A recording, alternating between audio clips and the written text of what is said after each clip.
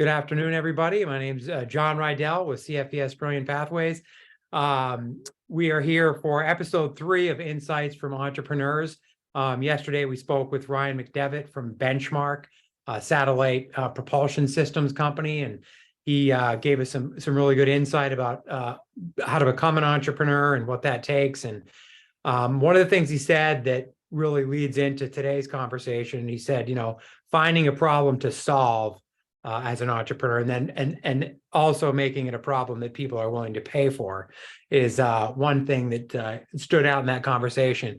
And our guest today is somebody that has found pretty significant problems to solve and did solve in the field of education. I'll introduce Maurice Salter in a second. One last kind of housekeeping item. We are launching an innovation challenge with the University of Vermont. Our CEO, Rick Dalton, has merged, created a partnership with UVM where we're going to have a nationwide challenge for high school students to submit entrepreneurial pitches, and then in the end give some money out, some scholarship money to attend the University of Vermont. But without further ado, I'm gonna turn this over to Maurice Salter, who has been an educational entrepreneur for decades and has solved many problems, like I was saying, including he was the first developer of the college industry's first electronic application process. And I'll let him tell a little bit more, but he's also applied research in a way that I don't think had ever been done before. It's the college selection and financial aid process. So he's also going to give us some advice on the importance of education, risk-taking, and some other ones. So I will turn it over to Maurice now. We really, really appreciate you taking the time. Thank you very much. It's nice to not be able to see. I can't see all of you. I don't, but I do want you to do this. They have access to microphones, right? Everybody? They don't, because they're in larger rooms. So that's the one they can hear, but they can't. Is there a way for them to get us a question if they have? Yeah, they sent me some in advance, and they can go in the chat box. Yep. Okay, if you have questions, please feel free to ask them. Yeah. Because I want to be clear and I want to be able to be helpful. From what I understand, most of you are in high school, some in college, if I'm correct. And this whole topic of being an entrepreneur is a topic that comes up today commonly. There are people that want to be entrepreneurs, that are entrepreneurs, that are being educated to reach that goal. I find the term to be kind of a title that's awarded after the fact, meaning you do something and then you're put in a category that says you're an entrepreneur. Why are you an entrepreneur? Well, you did something nobody else has done or like what you've done. You've made something of it, and you're moving on a pathway of success. Therefore, someone's going to call you up and ask you if you want an interview in a magazine or a newspaper and call you an entrepreneur in that. There are more programs in college now and graduate school in entrepreneurial studies. I think that's a good area to take courses in and know about. And not all of you on this session are going to want to be entrepreneurs or even become one. But I'm going to tell you a little bit about how it works. At least it worked for me. I never ever knew the term when I started my career. I just knew one thing. And when I grew up in a relatively poor family. Of 21 cousins, I was the first one to go to college, and I was the youngest. So education, to be honest with you, my mother pounded into me was the only way out. And if I wanted to be successful, that's what it took. And she had a lot of influence on me, and I was fortunate to be a reasonably good student. And in my junior year in high school, I was admitted to UCLA with a aid package. Fortunately, I went all the way through my undergraduate and doctoral work, never having to pay any fees. I was supported by the UCLA all the way. Never forgot that. And I would suggest as you move along your educational pathway, you shouldn't forget that either, whether it's your high school or your college. It's meaningful to support them later and other students that come along like you, meaning that giving is important. If you're going to get, you should give back. But that said, you can't just title yourself an entrepreneur. You have to earn it. And that's a pathway that I don't want to scare anybody off, but I think it's a long pathway. It's filled with a lot of potholes. And I think your education is your key vehicle to get there.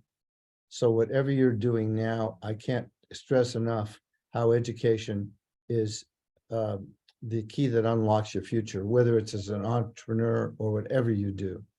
And we're reading a lot now about people going to jobs and bypassing college altogether because jobs are available. I'm in favor of working, but only if it comes along with progressing through your education. Go to community college, take some courses, and make sure they're transferable so that you can go to college when you decide to do so. But you're young now, you're less encumbered than you're going to be 5 or 10 years from now, where you have family obligations or personal obligations that keep you away from being able to go to school. I would urge each of you to stay in school and do well and listen to your advisors, and also reach out to people. Everyone benefits from being being mentored.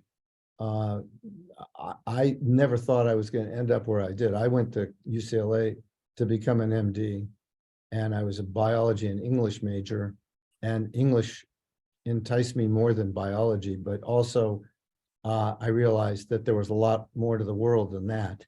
And I was very lucky. I had a summer job after during my master's degree where I met a professor at UCLA, and he convinced me to enter a doctoral program in education, which I never ever thought of before. And I liked the people there, and they took an interest in me, and that's how I ended up earning a doctorate. When I finished, I thought I wanted to be a college president. My mentor really changed my life at UCLA. He had been president of NYU and provost at Duke before he came there. And he took an interest in my life, someone first to really do that at an education level. And so I wanted to be like him. Unfortunately, he passed away right as I was finishing my program. So I was on my own. I went to the University of California campus and worked there, and became interested in the economics of education. How does people choose colleges, and how do they pay for them? It's still a major theme that I personally have, because I believe that has a big impact on your future. And most people reflect on it. So you have a chance now to impact it. As you move forward and you do well, you'll have more options. Those options are going to get you into more things that you're going to be able to think about doing, because now you have more opportunities. But let's assume for a minute now that each of you wants to be an entrepreneur. What are you going to do to get there? As you start college, even high school, there are teachers that have significant impact. They are role models. They take an interest in you. Not every teacher is going to connect the same way, but some will. I would urge you to reach out to those teachers and learn from them, and be guided by the kinds of information that they provide for you. You have counselors, I believe some are on this call as well, very influential in terms of helping you understand opportunities and where you go, and also how you finance that education. Big thing. Most of you might say, I can't afford to go. In this market today, you probably can afford to go. You just have to know how to do it. That's where your advisors come in handy and ask questions. If you have a college that you're interested in, go see them. They're not going to throw you out when you come to campus. You're a customer. Go into the financial office and ask, how do I pay for this? They'll help you. They don't make it easy.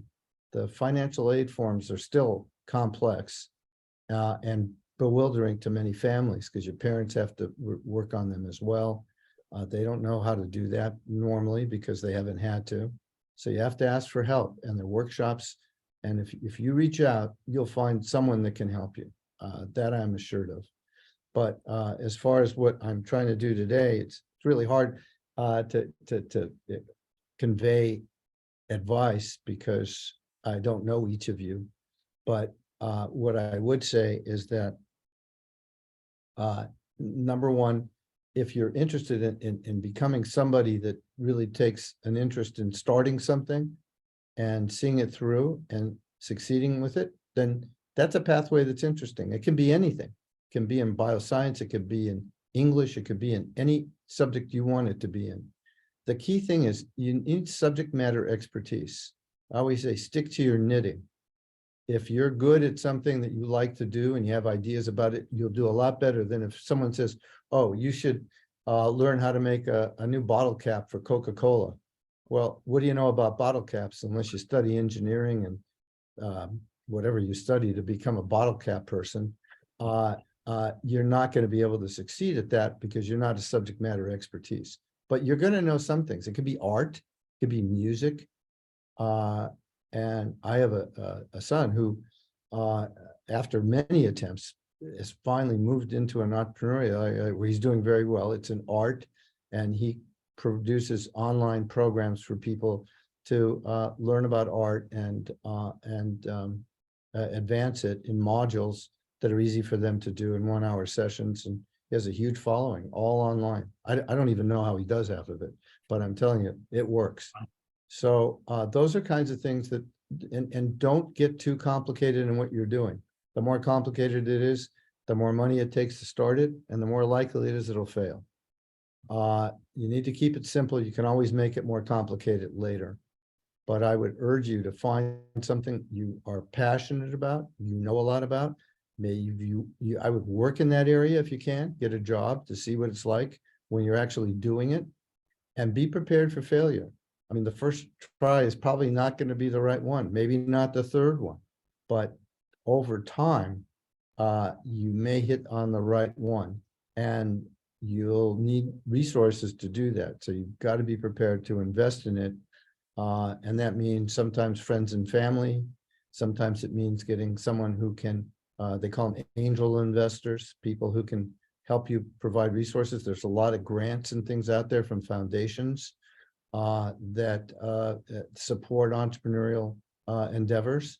You can go online. You're lucky you have this wonderful online resource now where you can go and look at everything you want to see. Pretty much tells you, and there are guides online that tell you about entrepreneur. How do you write a business plan?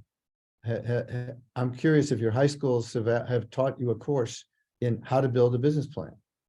It's the first thing I ask people to send me. I don't want what they call a deck.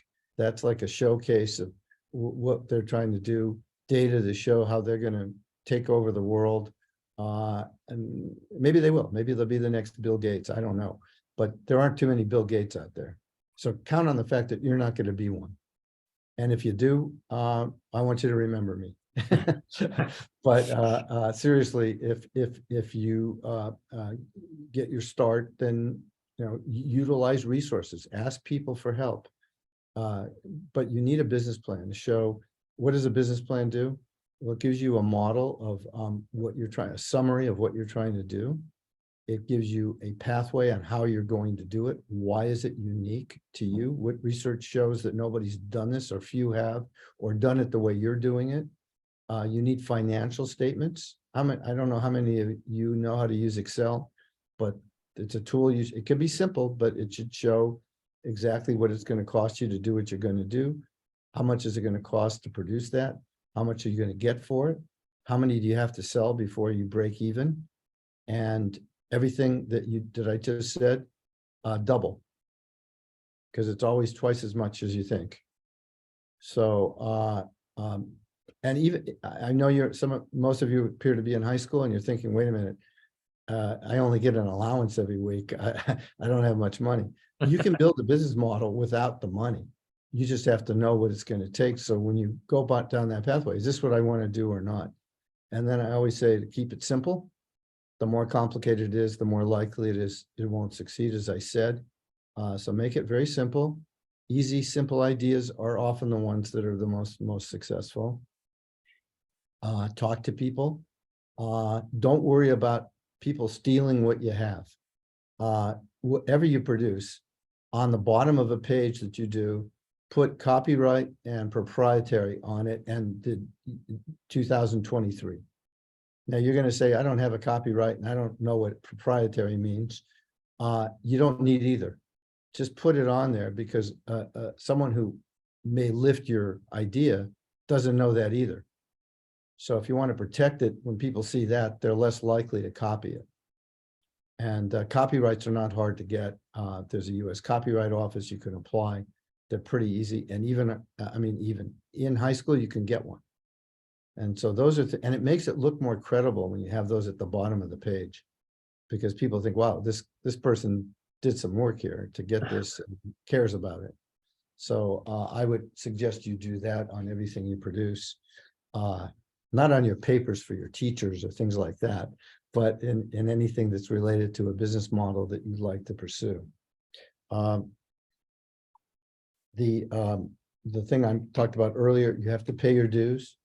Let's go to work. I'll give you an example. When I started at the University of California at Irvine, I was director. They didn't have anybody in the job. That's how I got it. Director of grants and research.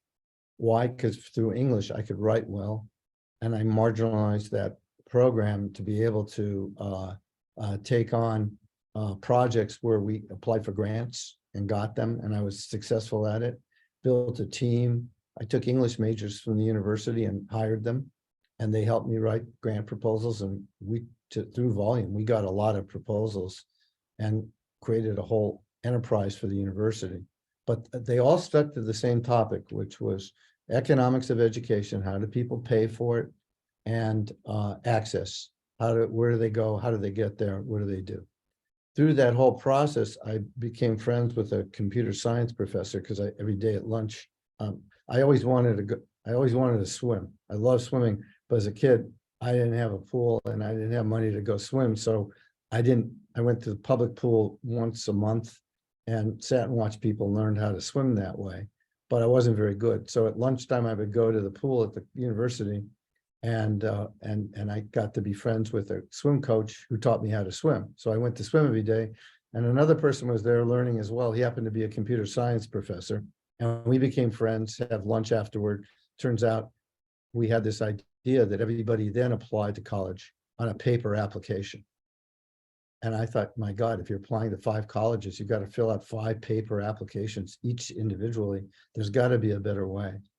So we did the first programmed computerized application to college on a floppy diskette. And I'll bet you, a show of hands, nobody knows what that is. It's basically a 3 by 3 inch plastic square that had media inside it that copied what you put in it. And then you put it in a computer at that time, and it would spew out what was in it on the screen. So certainly a lot simpler ways to do it today, but that was the way to do it then. So we created a prototype college application. We took USC. If anybody went there, I did it because they were a very entrepreneurial school. They were always looking for creative ways to crack students. They still do. They have really creative programs for that, for allowing people to go to an expensive school, literally, if you can, if you have the right characteristics, for free. And they make contracts with students before they get there to do that. So I happen to know the dean of admissions there, went over, showed him this floppy. We had a session we started with the dean and one person. When we finished, there were 50 people in the room. We're looking at what we did on a screen, and they bought 350 of them, and we didn't know what we were doing. So we charged $5 an app. We figured it cost us $3 for the floppy. We can make a 40% profit. That was year 1. 3 years later, they bought 350,000 of them from us. And why did they do that? Because they decided that application could be marketed, because on them, we had the USC logo and colors. So it was a marketing tool, which we knew. It also eliminated data entry. In those days, they had to key punch things into a computer. It eliminated that and it uploaded right into the computer. That was a huge cost savings, and it worked. Their applications went up. And so we went on a tour. I visited 5 major university systems in 1 year: Wisconsin, Illinois, all major colleges throughout the country. Every one of them bought our product. And then we got the idea of putting the student loan application on it, because it had about 70% replication of what was on the regular app. So we went to the Department of Education, and lo and behold, they approved it, which we never thought they would.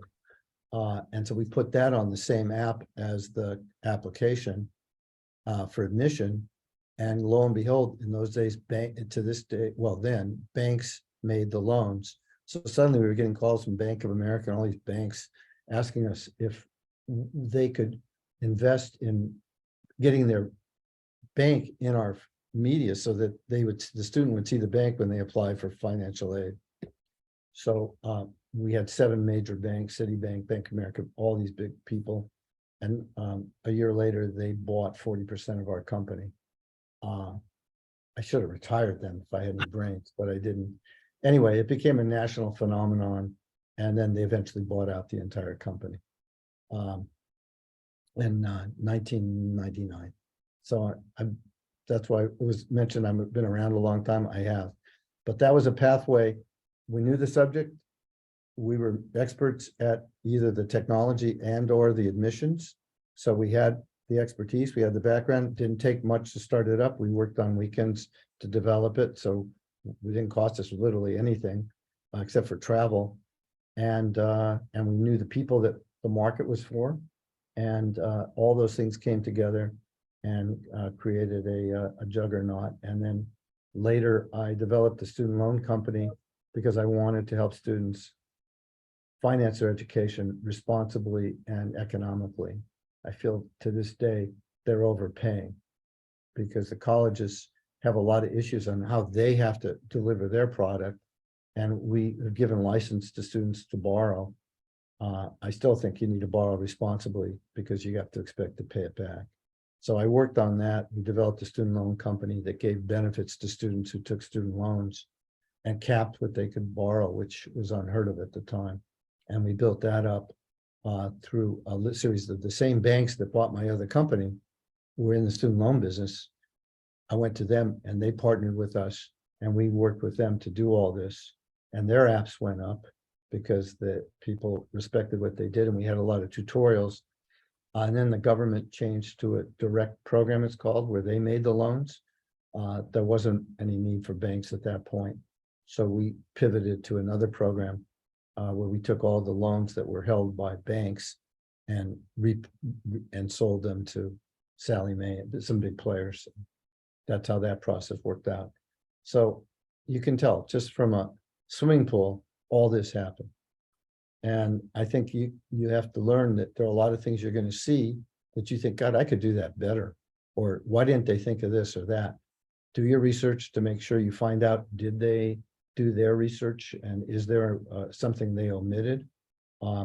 Talk to people. You can pick up the phone and call companies, talk to their customer relations and ask them who you talk to about something and just tell them you're a high school kid tell them you're doing a term paper on this topic and you'd like to talk to them and get their expertise. You may be surprised what you find out, but you need to have the expertise. You need to utilize your resources. Your resources are sitting in front of you. They're your teachers, your counselors, your professors, people that are there to help. You're going to say sometimes, well, nobody helped me. Well, maybe you didn't ask them. Sometimes it's not the matter of a professor not helping you. Professors have a lot of students. They don't know the ones that are going to really want to have a great interest in this besides meeting a requirement to graduate. So you can't blame other people for things that aren't done. You have to look at yourself and think, okay, what can I do? Expect some failures, and that should not stop you. One way you can do all this is if you complete your studies, even while you're in school, you have friends, talk to them, and put something together as a project. Those are great things to do for classes. Professors tend to love them. Your high school teachers would like them, I'm sure. So all these things are designed around you can hear what I'm saying. Utilize your resources. You're beneficiaries of an education. It can be free. And there are great people that are called to that profession that want to help you. And not everything's a match. Either the teacher to you or you to the teacher, but there's lots of teachers out there. And I think before we do anything but compliment them, we should ask them to help us too, because they will, or someone. And all these things are pathways, and that's where all this other stuff comes together to get you where you need to be. I think that the other thing is, I said this is unrequited work. That means you don't get a lot of feedback, you don't get a lot of love all the time. You may get criticized for it. Criticism, it can be good if you listen to what they say. And I would, one of my big pieces of advice at Thanksgiving dinner or Christmas dinner, don't listen to all the advice that's given to you by your relatives around the table. Everybody has an opinion about what you should do. Half of them don't have any idea. And they're telling you that you should become get an MBA and go into investment bank, whatever. Those are easy avenues, and maybe you should. Those are good professions, but your advice is going to come from you. You're going to have to follow your own heart and your own mind about what you can do, and take it from there. What are you good at? If you're good at video games, then what in video games can you do that might be important? There's major conferences that go on, event planning, art for the covers and magazines and things in that area, all kinds of things that support a business. You don't have to be a great artist or a great cartoonist or whatever. Excuse me.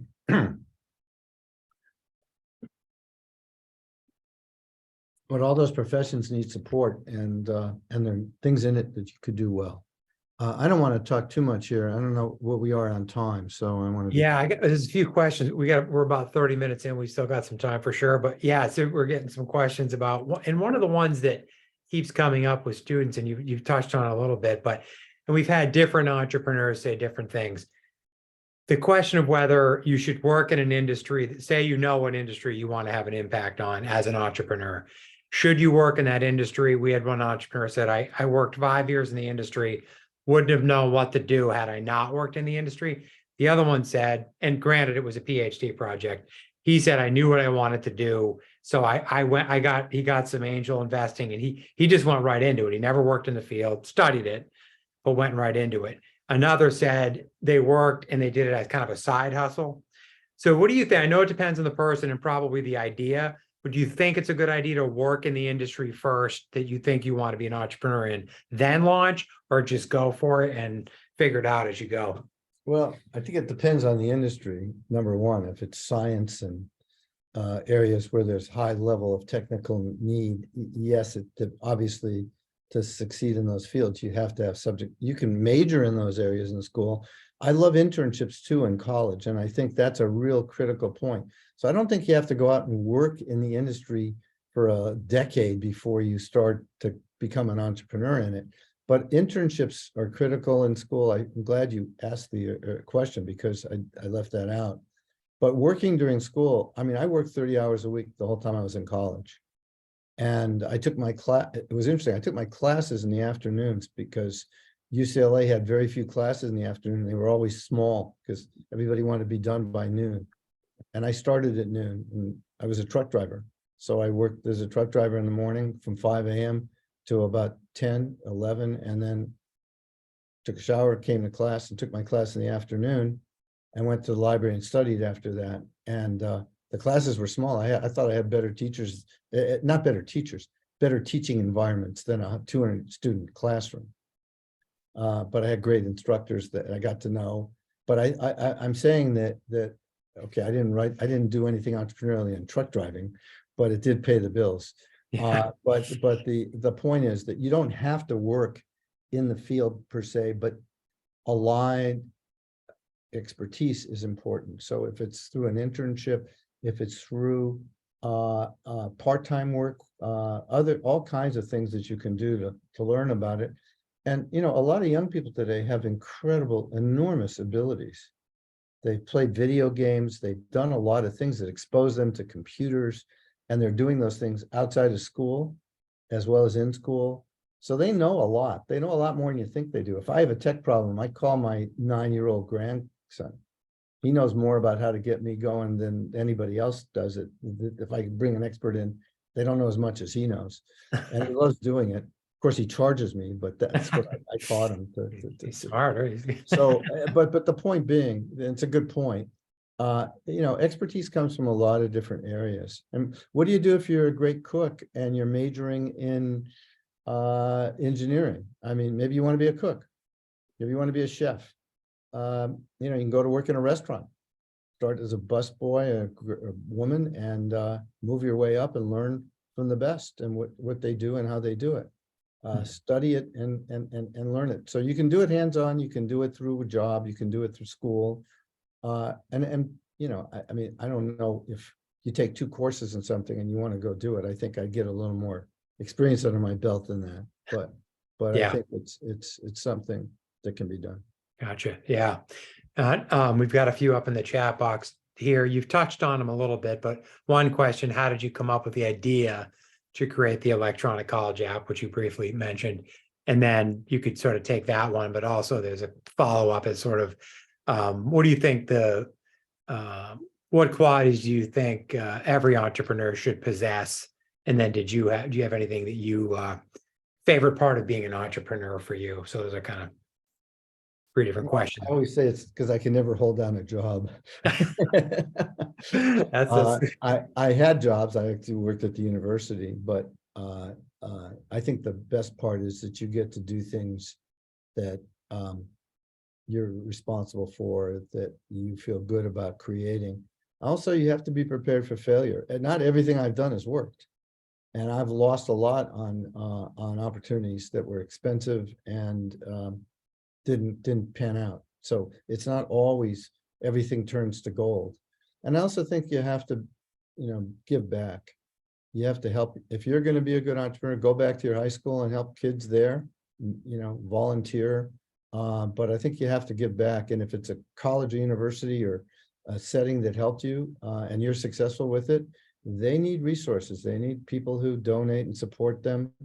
I think giving back financially is it's important to me, and I've done that as extensively. But I think generally, it's a real good sense of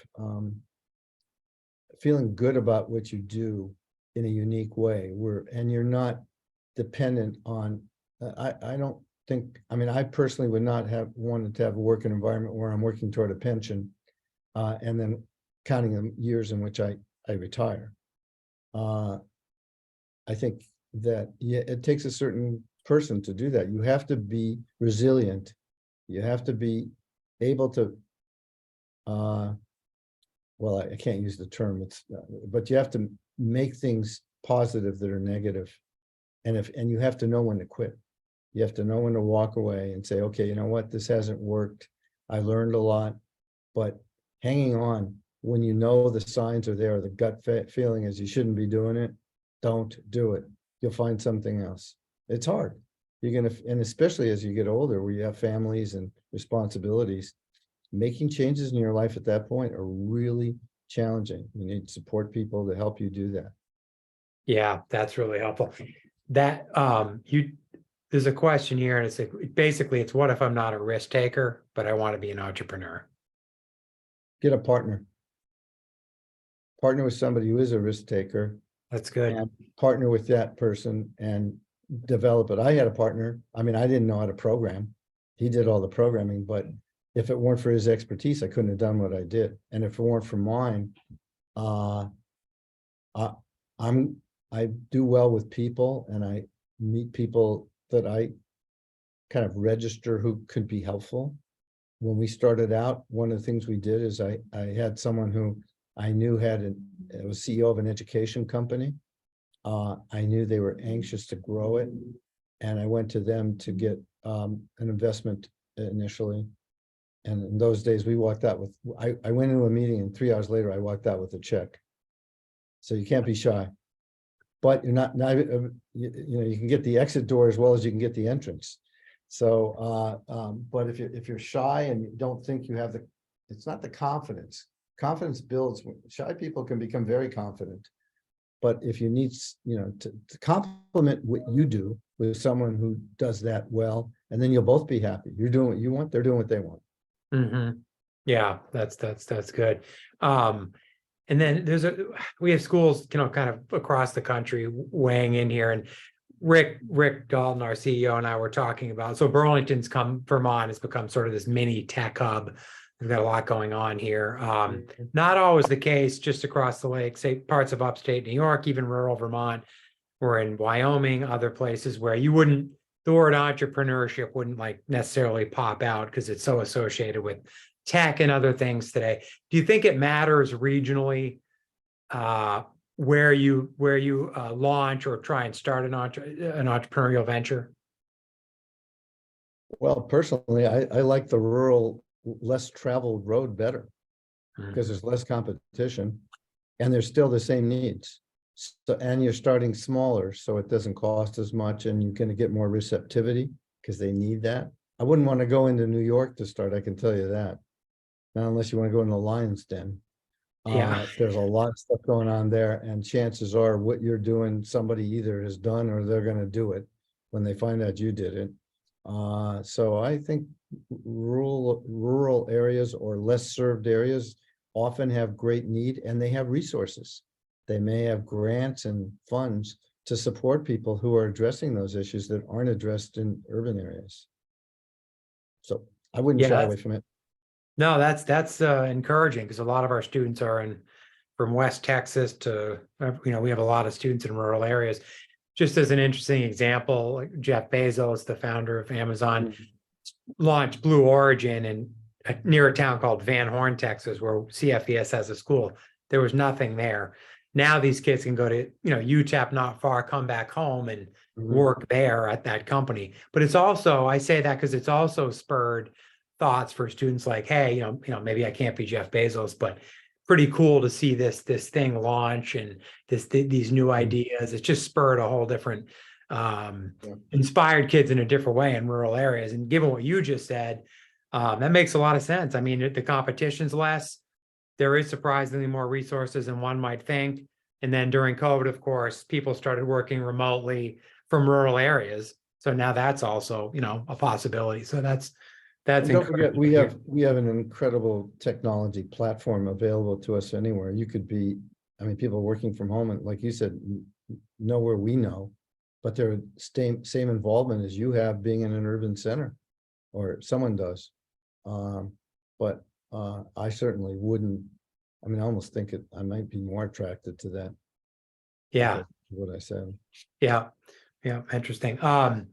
Yeah, we'll have, we're recording this and we'll share it with all of our schools. And to one of your points earlier, University of Vermont, Champlain College, some other colleges that we work with, they have these entrepreneurial majors are becoming more popular. I think 60% of high school kids are saying they want to be entrepreneurs. In other words, they want to work for themselves because they don't want to work for somebody else. But the high schools are, it seems like, starting to get into this more, like, to your point, sort of at least trying to create like miniature business plans, have these kids, at least get them thinking about it. And then when they go to college, then they can kind of advance it. And like you said, kind of learn more about it and then hopefully eventually launch something themselves. But we're going to have a lot more questions, I'm sure, once they start to share with their students. So if you don't mind, I'd love to pass them on to you as we get them over time. If you send Yeah. me questions by email or however you want to. Perfect. I Yeah. will respond to them. Okay. We I mean, I appreciate believe it. strongly in this and like I said, the mentor I had changed my life in ways I never could have imagined. So it's important and I think we all need that. And it's also important to all people that are listening that they need to become that too. I mean, they have I think, a responsibility to help others as well. Yeah. I Yeah. think entrepreneurial programs in college, by the way, are good to have because a lot of things you're doing now as a major. I mean, no offense, if there's a marketing major professor or someone on this call, marketing changes rapidly. And what it is today, if you got a degree 4 years ago, it's not like it is today. So you think, well, why should I be a marketing major? Well, think about this. It's not teaching you how to market today. It's teaching how to think as a marketer. And if you think like one, then you can adapt to the future. So a Yeah. lot of times, and that's where education is so important, to teach people to think. and to take risks, but not everybody's going to do that. Like the person you said who's shy or doesn't feel confident, doesn't have the resources. Doesn't mean they can't put a plan together. Doesn't mean they can't find someone who might be interested in working with them.